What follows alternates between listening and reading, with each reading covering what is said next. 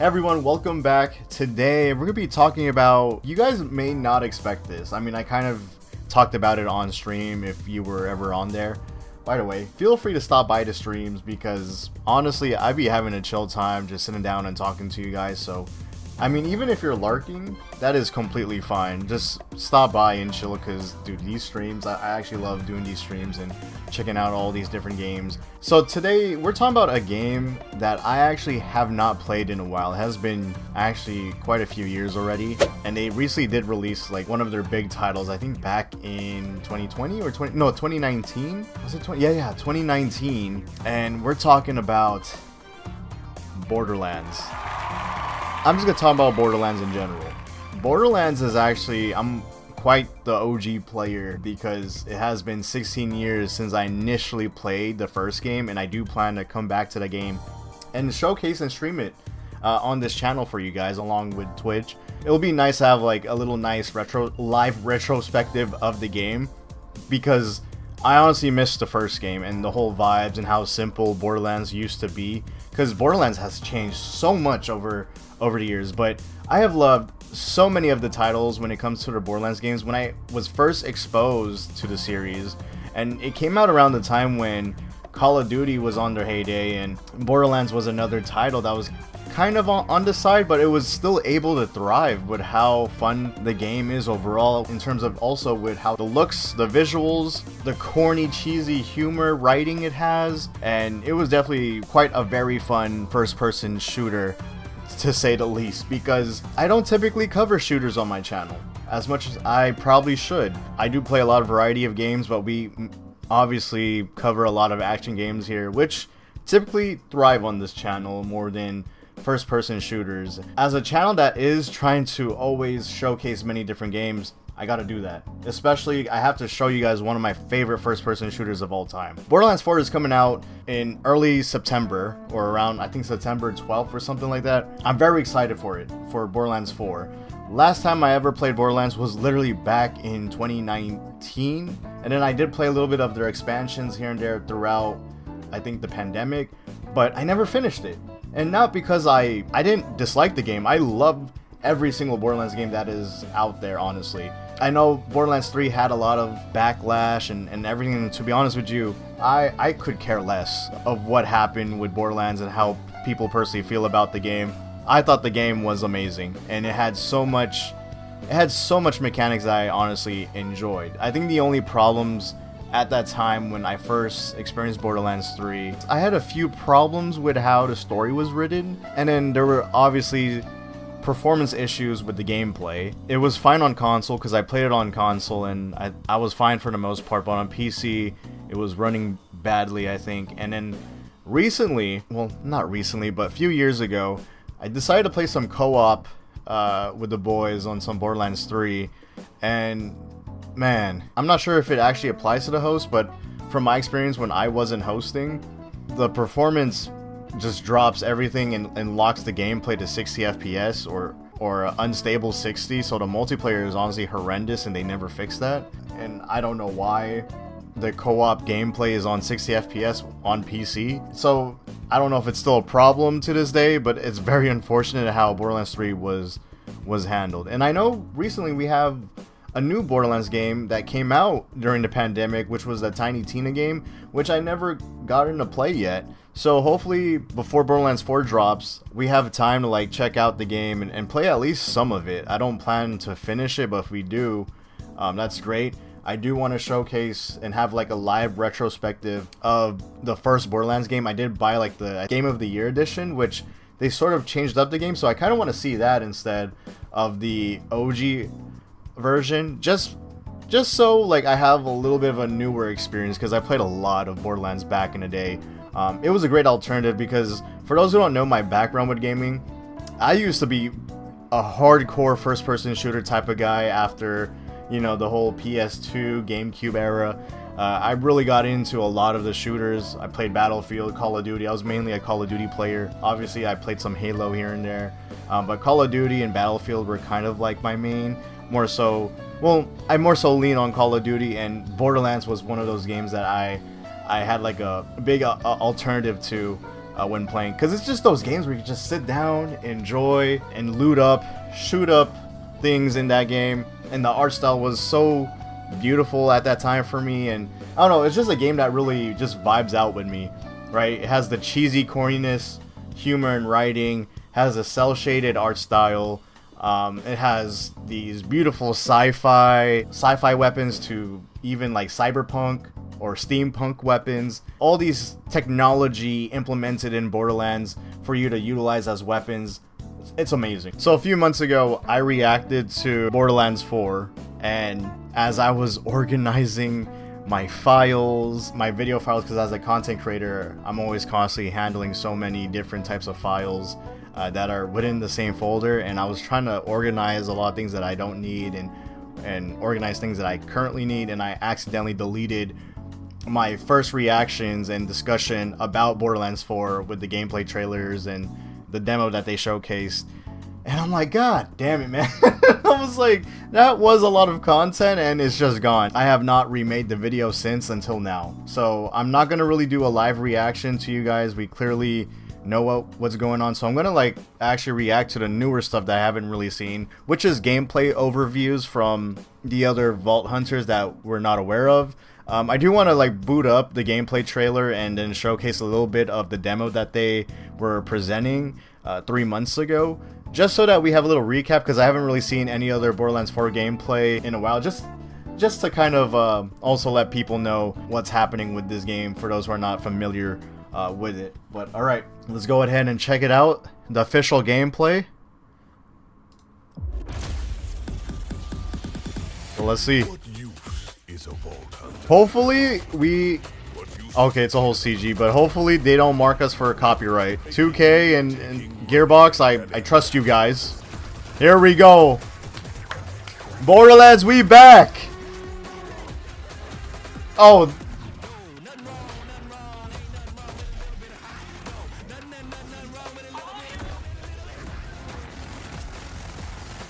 Oh, yeah, that's right, a Gatling gun. All the loot. I just want to say this. What made me fell in love with Borderlands 4 is obviously the looting and so many of the different weapons that you have in that game. But it's also how the game is very colorful.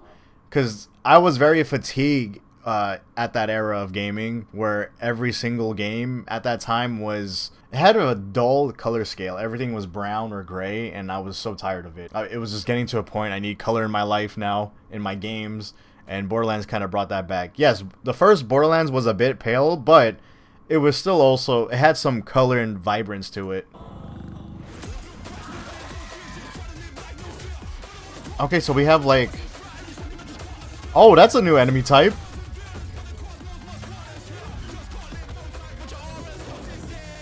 Of course, the Akira slide. Oh, there's like a double jump, huh? Or like a little... You have like a little thruster happening? That's what it seems like? Borderlands 4? Yeah, September 12th. Yeah, the gameplay is looking amazing, honestly. I do want to talk about a little bit about the demo. And one of the key points that I remember when I initially reacted to this presentation that they had, I was not really impressed with the UI for a Borderlands game. Typically, Borderlands has a good UI. I never personally had a problem with it until I saw how they currently did this UI over here. I don't know. I mean, yeah, it's not all up in your face, but I don't know, the style of it is just more... It's very blocky. I don't know why the hell I said it looked blocky. I think what I'm trying to say is that why it looks very blocky is in terms of its UI design. It just seems that they literally use the geometric shape of blocks and paste it over to gameplay. Typically, what I know from Borderlands and how they handle their UI, there's certain art style to it. And with this game, I'm a little bit thrown off. What I'm basically trying to say is that the UI looks very simple. It's completely fine with the way it looks objectively. I'm just a little bit put off by it. But is this something for me to not buy the game at all? Nah, I think that's a ridiculous criticism for me to not try out the game. The UI is completely fine. It's just my personal criticism. At least it's still minimal, to say the least. I personally liked how Borderlands 3 did their UI along with 2. I never had a problem with any of the games until I saw this, so that's one of them. And then I remember in this demo they were talking about how like they have this whole open world, and I didn't really see anything new about it compared to what we had in Borderlands 3. It was just more so open zone maps where you could just travel on vehicle, and I actually personally had a problem with that. Seeing this on Borderlands 4, as the map was even much more humongous than Borderlands 3, and I'm like, okay, I better have a vehicle all the time. But I just feel like for a game like Borderlands that doesn't really focus on open world, unless they will here, I just don't see that this is all necessary to have. And then there's a lot of verticality too. It's great that there's different location, biomes, and areas, all these sort of zones in the map. But the problem is it really necessary to have all this if the core gameplay is just about the looting and the shooting? If they are going to implement open world, I hope it's not the same like Borderlands 3, and it's more so. See, look, it's a gigantic map, and I hope there's more incentive to actually explore around the whole world, because the way that Borderlands has always implemented their open zone maps was very linear. So if there is some change to it, then yeah, that's great. And they also talked about dynamic weather, so I don't know how big of a role that's gonna play. I don't think that's really gonna do anything here, but we'll see, to be honest with you. So those were like my key complaints or worries about the game when I initially reacted to it. But I thought that was cool. The summoning of the vehicles. I hope the open world, it feels like it, or they do attempt to change up their level design. Because from everything I've seen was just the typical, you know, oh, you check out this place and you get the loot, you shoot up these certain creatures or special bosses, and then you get the loot from it. So yeah, it's not anything new. I'm trying to think of something else that really attracted to me. I saw like the grappling hooks from the trailer where you're able to move around much more. I mean, here's a little bit more movement, which I thought that was cool. But other than that, I think it's the traditional Borderlands that I typically know and love. So I think everything is fine. I'm not going to doubt on the gameplay if it's going to be horrible or not, right? I believe... See, look, you see how... she was able to grapple on and move much more. Okay, so it seems that you gotta look for those around the map. So I do like more movement in these sort of games. But yeah, I don't doubt the gameplay at all. I really do believe in Gearbox with how they create these games. So now that you know my impressions of Borderlands 4, I do want to look into the Vault Hunters and see what they got. So Vex is one of the Sirens. If you guys don't know, Sirens is actually, they're basically the main characters within the Borderlands series. So we'll see how it is with Vex. Vex was the one that I actually was intrigued with when I first saw her gameplay in the trailers.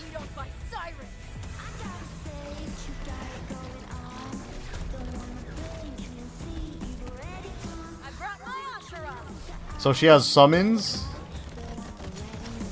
like clones, very similar to like Zane from Borderlands 3. And then she has her own pets, very similar like Flak from Borderlands 3. She's like all in one. Oh, and gets to explode? Oh. Okay. Cool cat.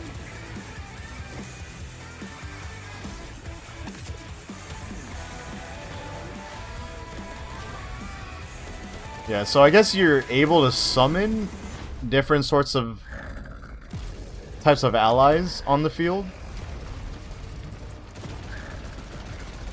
By the way, in Borderlands 3, I was a Moz main. Moz was my favorite with the mech teddy bear.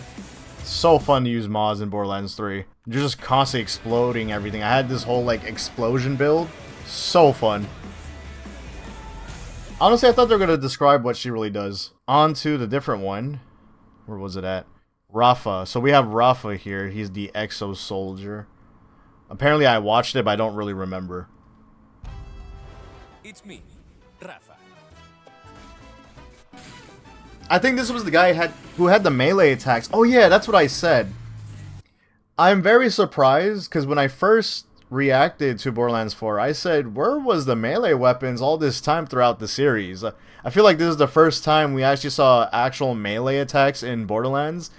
And since I think Borderlands 2 or even Borderlands 1 with Brick, and then we had Zero in Borderlands 2, they were melee focused with their like ultimates or their specials. I forgot what you called their like their special powers or whatever. They mainly focus on having melee attacks. We never really actually had melee combat in the game. I kind of wish we have it by now, especially how, you know, with Cyberpunk 2077 you're able to have all these different sort of builds.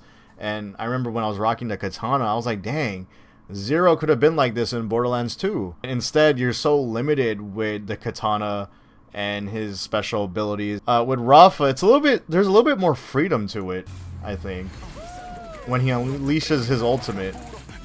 See, this is what I mean. See, there's more melee combat with him. I might use him.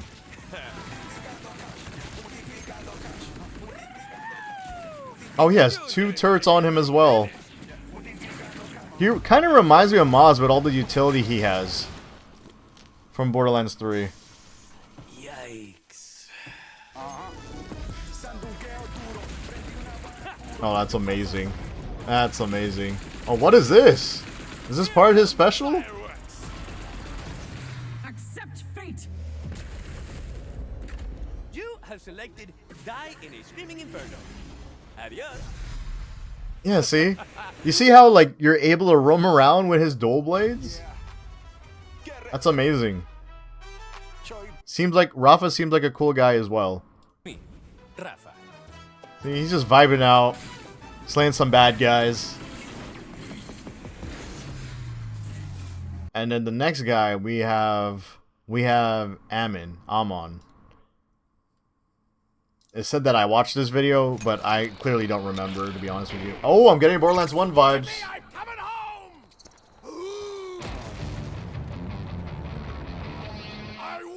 Yeah, I don't remember seeing this at all.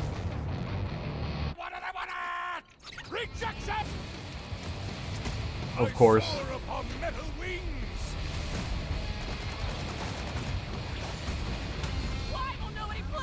You know, see, I need to play the new Tiny Tina game to have more context of how much is different with Borderlands now. Because again, the last time I played Borderlands was with the Borderlands 3 expansions, which has only been like... Last time I played it was 3 or 4 years ago. So I need more context. But this seems extremely new. He has hatchets that have different elements to it. And then a shield. Got like a riot shield happening. Oh, he seems more technical as well. It's more of a defensive character, but it has mid-range attacks. That's great. Potentially could be like a tank class if you're playing in co-op. Just leave it to me. Fist of Fury. See what I mean? How this game has different melee attacks? I like how there's a lot more being implemented in this game, though. But the thing is, I want them to actually have it as a core gameplay element. This boy looking like he's from Valhalla.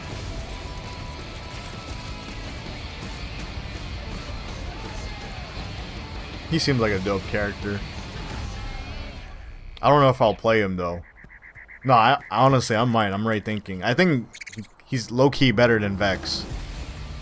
So far, like Rafa and Amon right now. I think that's how you pronounce his name. So we have the last character. We have Harlowe. I don't know if she was from the previous Borderlands. It sounds very familiar. She looks very familiar as well. Oh, they have their... Oh, they have... Oh, man. They're kind of lengthy for this video. I've been yapping a lot, so I'm not trying to make this video super long, guys. But alright, let's get on with the Harlowe gameplay. The little overview. I'll probably watch that on my own time.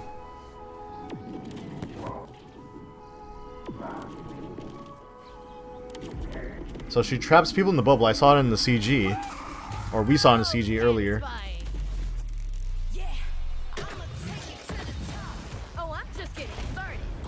Chroma accelerated. Oh, she's low-key like the Maz character. Okay, I might like her as well. I might play her. Freeze foes. She could capture them.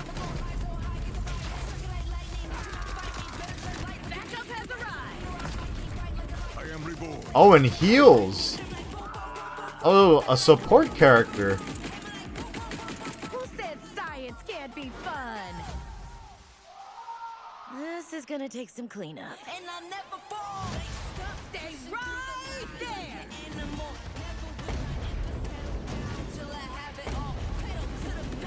Okay.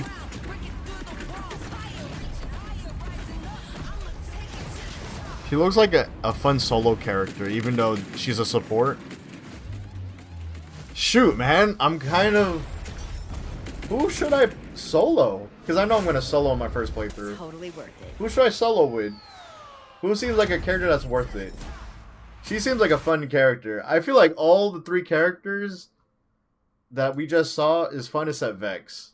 Vex is like another flack, to be honest with you. Unless she has like crazy abilities or passives that I'm not aware of. Typically, again, the sirens are pretty OP in Borderlands 1 and 2.